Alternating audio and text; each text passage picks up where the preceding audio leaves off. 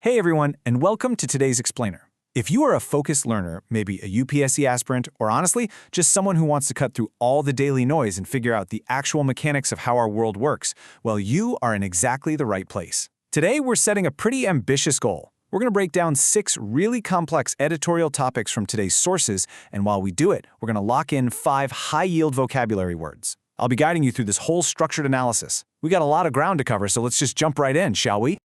Okay, so here is our roadmap for today. We'll be looking at Wayanad's ecology, US-Iran diplomacy, Manipur's electoral revisions, India-Australia relations, the Pakistan dialogue debate, and finally, Delhi's workforce. Strap in, because we're pivoting from environmental disasters to international relations. All right, let's get things started with a rapid-fire brain primer.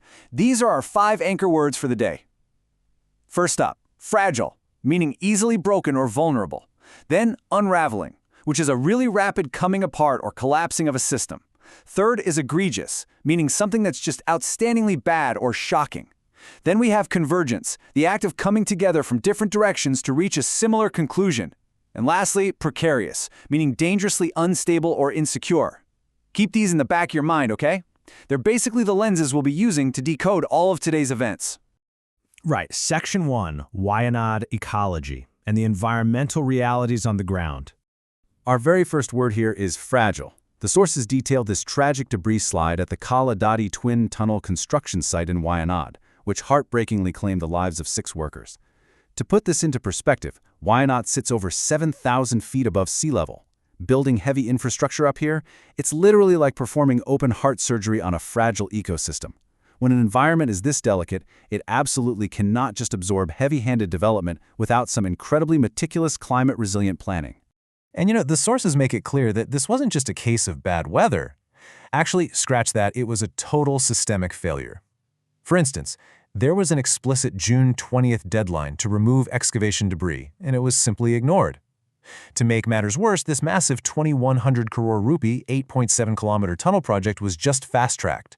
And this happened despite impassioned pleas from environmentalists who vividly remembered the severe catastrophes of 2018 and 2019 in this exact same region.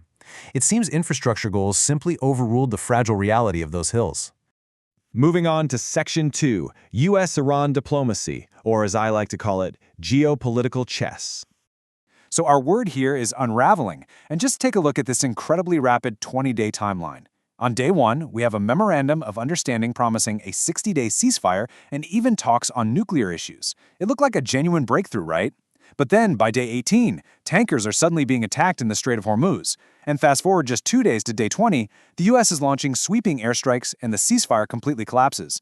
I mean, this is the very definition of a diplomatic agreement unraveling. It fell apart at the seams almost as quickly as it was stitched together. So what actually caused this unraveling? Well, there are 3 massive sticking points at play here. Israel's presence in Lebanon, the issue of Iran's frozen funds, and this intense, ongoing battle for control over the Straits of Hormuz. The big takeaway here?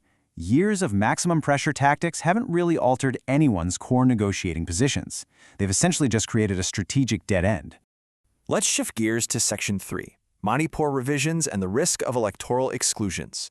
This brings us right to our third word, egregious. The source author makes the case that conducting a special intensive revision of electoral rolls right now in Manipur risks egregious, meaning, again, outstandingly bad or shocking, exclusion of vulnerable communities. Just imagine trying to prove your identity when 50,000 Kuki-Zo people are currently displaced.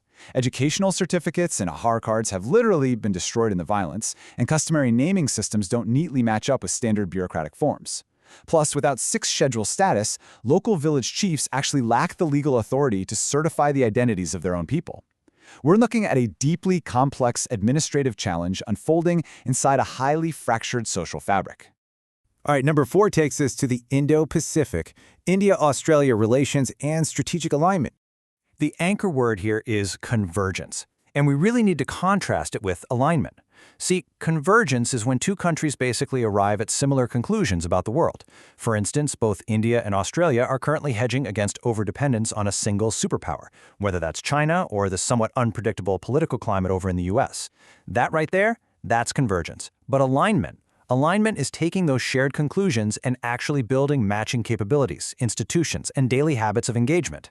Think of it like this. Convergence gets you a seat at the table, but alignment is what keeps you there. So the big question is, did the recent prime ministerial visit actually produce alignment? The sources suggest yes, and they point to some very tangible deliverables. Take the Shanti Act, for example. It finally reformed India's nuclear liability regime, operationalizing a uranium trade agreement that had literally been collecting dust for a decade. Then you add in a brand new Coast Guard MOU targeting shared maritime threats like shadow fleets and the launch of pacts to boost cyber and critical technologies. This is exactly what it looks like when a strategic partnership turns mere convergence into enduring operational alignment. Section 5, the Pakistan Dialogue. This is a highly debated topic right now. This image really sets the scene of the tense realities along the line of control. For 12 long years, ever since the attacks at Pathankot and Uri, there has been a complete freeze on government-level dialogue between India and Pakistan. But recently, a group of eminent citizens issued an appeal to restart talks, and it has sparked a major strategic debate.